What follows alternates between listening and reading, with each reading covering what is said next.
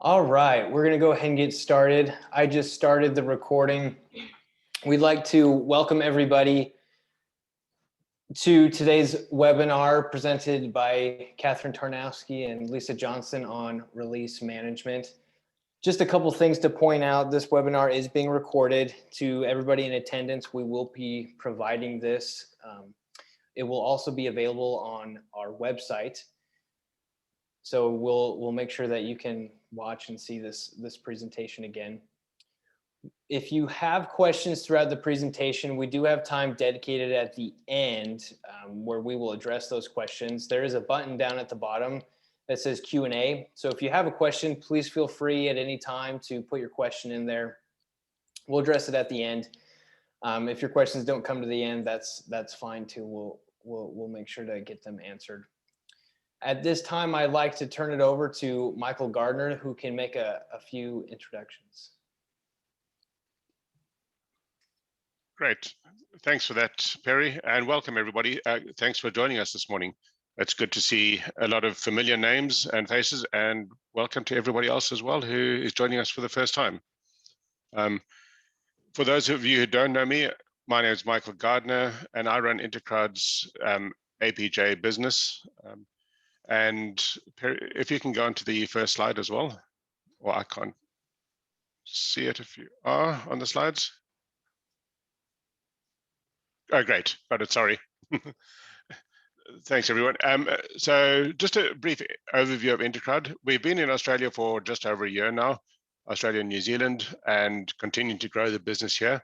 But we've been working in the Workday ecosystem for over 6 years now, and have 140 plus employees really across the world. So in US, India, Australia, Canada, etc., and in Europe.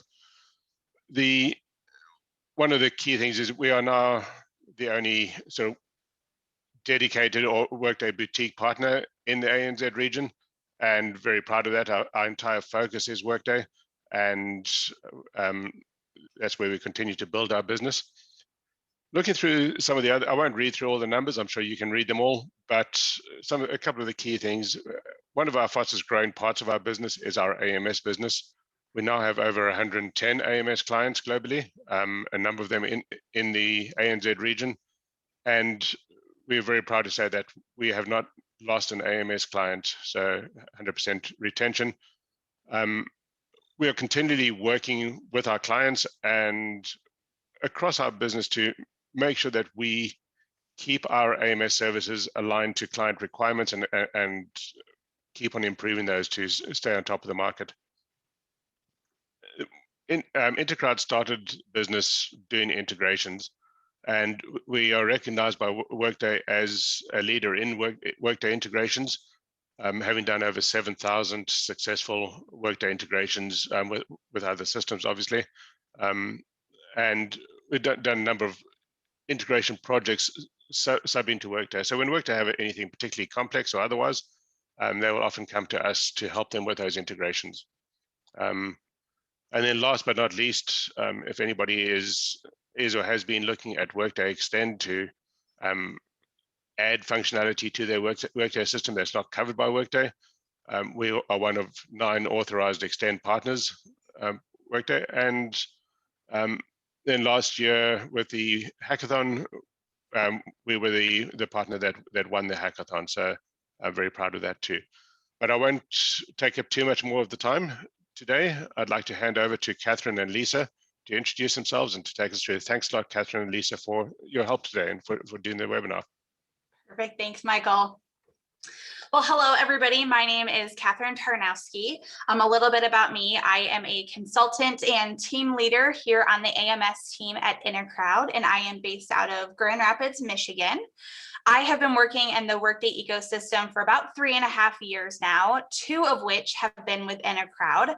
This is my 4th Workday release with the Intecrowd as a team leader, but I've also gone through 2 additional releases on the client side. I do hold multiple certifications, and one of my areas of specialty include HCM, in which I am a product lead. And with that, I will turn it over to Lisa to introduce herself. Hi, everyone. My name is Lisa Johnson, and I'm a consultant and ACC lead on the AMS team here at Intecrowd. I am based in San Antonio, Texas. I have been working in the Workday ecosystem for about 5.5 years now, with one of those years being here at Intecrowd. This is my second Workday release with Intecrowd. However, I've gone through this about 8 times on the client side, so very familiar with these Workday releases. I hold multiple certifications as well and have worked in various modules throughout Workday. Perfect. Thank you, Lisa. Okay, so we're going to transition into our first half of the presentation, which is some release overview information for you. For those of you who may not be familiar with the Workday releases, they occur every 6 months. Typically, the release window starts in February and August, with the release delivered to your production and sandbox environments in March and September. So as we are right now in the 2021 R1 release window, those hit your preview tenants on February 6th and will be delivered to your production and sandbox environments on March 13th. As for Workday, when it comes to the release, they provide 2 different release types. You have your automatically availables. These are items that will become automatically available in your production and sandbox environments in regards to 2021 R1 on March 13th. So these are items that typically have a lower impact, new report fields, things like that. And then the other type of Workday release item is a setup required. And just as the name depicts, these are ones that you would have to configure in your preview tenant in order to test the functionality to see if it meets your business requirements. And then as of March 13th, you would then have to go in and manually move that configuration to production and then therefore sandbox. So when it comes to the release, you have a couple of different options to see all of the release items that are coming. You have the What's New report in Workday, where you can filter and identify all of the 2021 R1 release items. You also have the option of looking at historical releases as well. Sometimes they do put in future release items. So if you're really trying to get ahead of the game and want to look at maybe 2021 R2, anything like that, they will have some of that information in there. However, it does apply to Safe Harbor. You also have another option, and if you go into community, you have the tab up at the top that's called release. You can navigate into that section, and Workday provides an announcing and feature considerations spreadsheet. This spreadsheet is going to be more condensed than what you would see if you ran the What's New in Workday report out of your tenant. This spreadsheet is very much Workday just providing highlights. So these are the features that they have identified as key features in this release. But it does have, again, those major heavy hitters that are potentially going to come into your tenant, things like that. It just would look a little condensed versus what you would see in that What's New report. So one of the things that we did want to highlight is just a few of the features that are coming in 2021 R1. This is not a comprehensive list. There are hundreds of other items, both automatically available and setup required.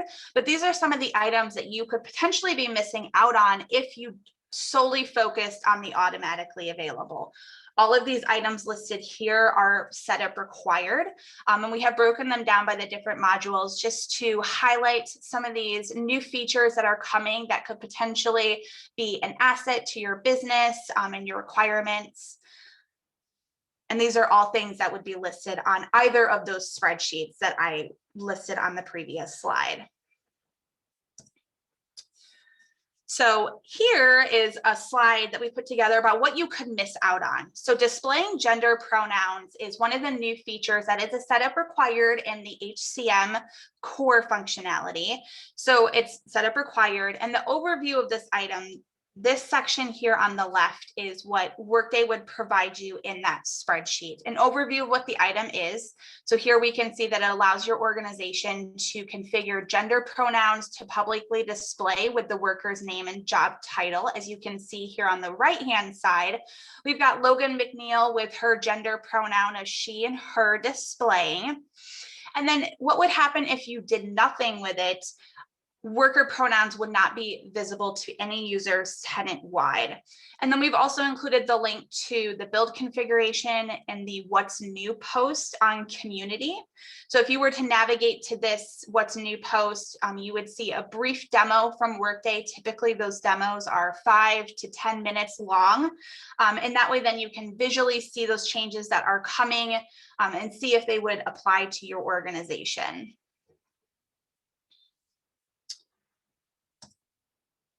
Okay, and with that, I'm going to turn it over to Lisa Johnson to go over our strategic release management. Perfect. Thank you, Katherine. I'd like to share with you some of our recommended best practices and what we are seeing with some of our other clients as far as best practices for the release. I'll talk a little bit about strategy, regression testing, and some tools on community. So first of all, the roadmap. Workday provides many new release items. So there are quite a few great features and functions, and you may not be able to implement them all right now, but you'll want to have them in the future. So please ensure that you're taking the time to review all of these items, and those that you're not going to be implementing right now, add them to a roadmap so that you can make sure you're getting all the benefits out of Workday and their new feature items.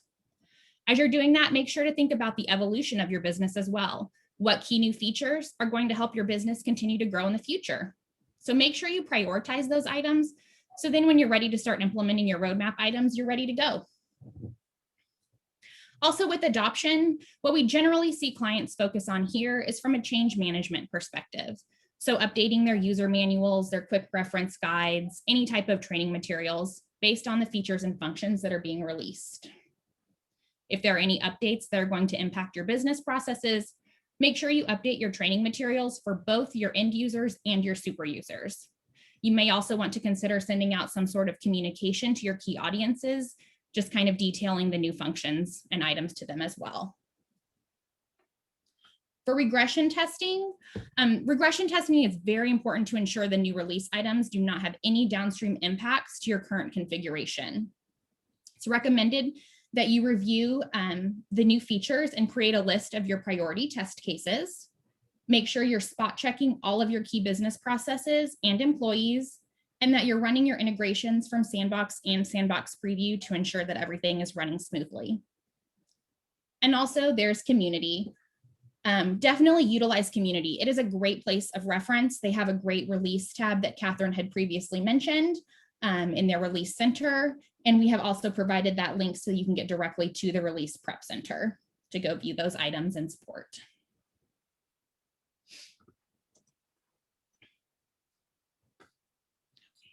Next are a few key reports that we recommend running during the release window. We'd recommend running these probably once before and once during the release window just to ensure everything is going smoothly. So one report is the all custom reports with do not use items. This is used to assist with updating invalid report values. The business process exception audit is used to assist in resolving any outstanding business process errors.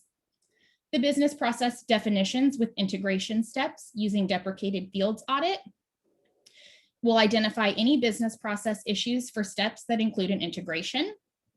Security exception audit will identify any critical security exceptions. Condition rule exception audit will identify invalid condition rule values. The calculated field exception audit will identify any critical calculated field errors. And I know this may seem like quite a few reports to run and keep track of. So if we had to point out one definite main report that we would suggest you go out and keep an eye on, it would be the all custom reports with do not use items, just so you can ensure that if there are any deprecated report values, your custom reports will not be impacted and you can update those fields as necessary.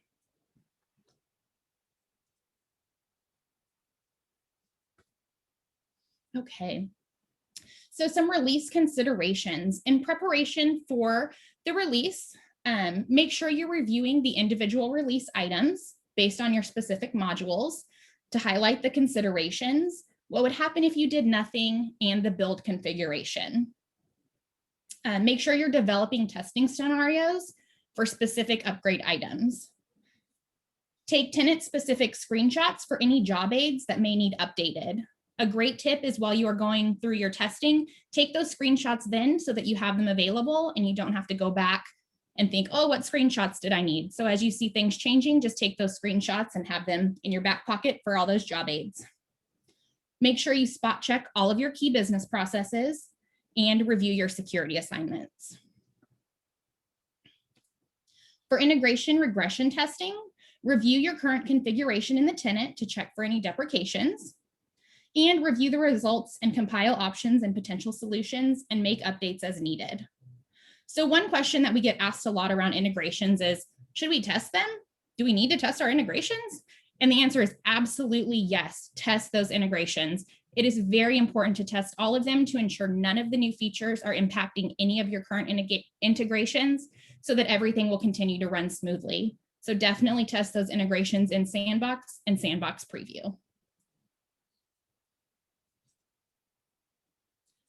All right, and with that, we will turn it back over to Perry for question and answer.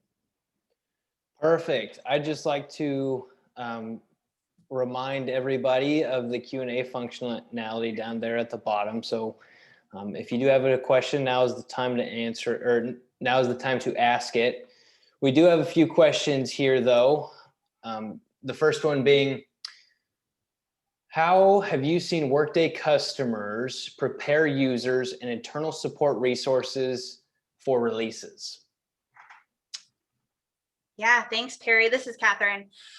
So in terms of preparing your users, both on your administrative side as well as your end users and the tenants, letting your users know what's coming ahead of that March 13th date in regards to 2021 R1 is important, to letting them know what functionality is coming, whether it's a new setup required item that you've gone in and configured, or if it's an interface change that they may see, or the user experience is changing, maybe with some of those automatically available items. Even if you don't take any of the setup required items, those automatically available items are potentially going to impact their experience and the tenant. So we recommend going out, capturing new screenshots, updating your training materials if you have them, and sending them out. We also have customers who essentially create a highlights document that they send out via email to the organization, just letting everybody know what's coming, just some of those key changes, some of those key user interface changes. So that way then they have a heads up. So the first time they log into the tenant after March 13th, they're not caught unawares. Awesome, perfect. Let's move on to the next question. Does Intecrowd provide any type of webinar that goes through the new release items for everyone? Thanks, Perry. This is Lisa. So no, Intecrowd does not currently offer a webinar to cover all of the new release items. We like to keep things a little more customized to our clients by holding individual meetings to walk through only the items that are relevant. That way we're respectful of everyone's time and only covering what is necessary. And we can have that personal one-on-one conversation with our customers to address any questions or concerns. Perfect. All right, we have a few more. The question is, why is regression testing important? Yeah, thanks, Perry. This is Katherine again.